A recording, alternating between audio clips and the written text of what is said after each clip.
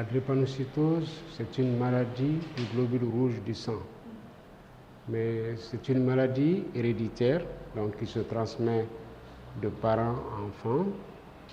Et c'est une maladie génétique parce qu'à l'origine, il y a une malformation du globule rouge du sang et due à une absence d'une protéine au sein de l'hémoglobine du globule rouge, qui fait que le globule rouge, au lieu d'avoir la forme arrondie comme c'est le sujet normal, a une forme courbée, qu'on peut appeler une forme en faucille, en banane ou en croissant de lune.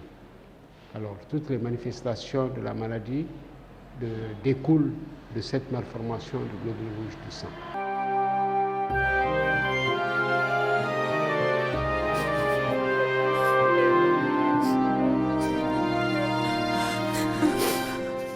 Alors, les symptômes de la drépanocytose découlent de cette malformation du globule rouge. Alors, le premier symptôme, mais qui est visible, c'est la douleur. Mais avant la douleur, le premier symptôme, c'est le manque de sang. C'est l'anémie, qu'on peut voir chez certains quand l'anémie est très sévère, mais sur le tout petit, ça s'exprime. Ça se manifeste par une pâleur des conjonctives, une pâleur de la paume des mains et de la plante des pieds. Quant à la douleur, les premiers signes apparaissent souvent à partir de 4 mois par un gonflement des mains et des pieds qu'on appelle syndrome pied-main ou dactylite. Voilà les 2 premières manifestations de la maladie. Par la suite, la maladie évolue. C'est une maladie qu'on peut avoir, avec laquelle on peut vivre pendant de longues années, pendant toute la vie, puisque le traitement curatif, c'est-à-dire qui guérit la maladie, n'est pas à la portée des malades en Afrique subsaharienne, et même ceux qui sont en Europe ou en Amérique, très peu bénéficient de ce traitement curatif qui est la greffe de moelle osseuse. Donc, au fil du temps, puisque c'est une maladie liée au sang, au manque de sang, aux difficultés de transport des globules rouges dans tout le corps, parce que les globules rouges transportent l'oxygène. Et l'oxygène, c'est l'élément vital de tout le corps. Ce qui fait que quand cet apport d'oxygène manque dans un organe, cet organe va souffrir.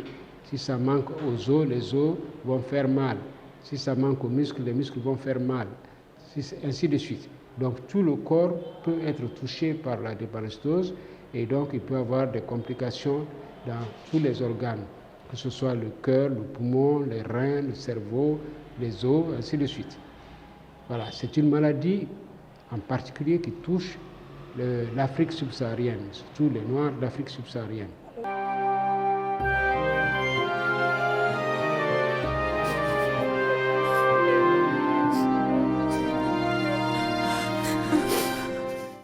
Alors, ceux qui sont touchés, comme je dis, c'est une maladie génétique héréditaire.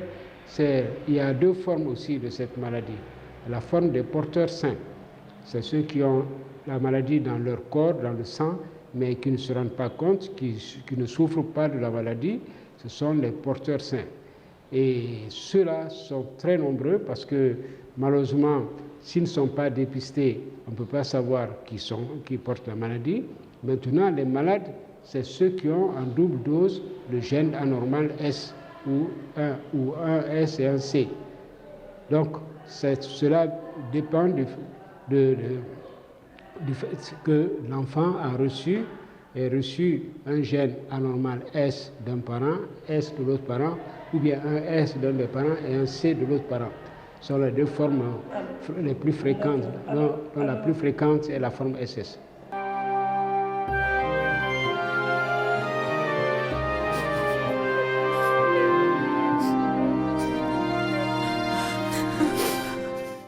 La paralysie n'est pas forcément la phase terminale d'évolution classique de la maladie.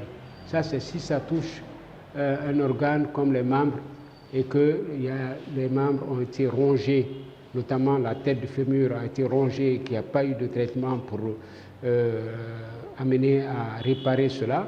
Donc cela va amener des complications orthopédiques. D'abord, le sujet se met à boiter et parfois ça peut même faire des fractures. Donc ça c'est au cas où c'est lié à une destruction de la tête du fémur.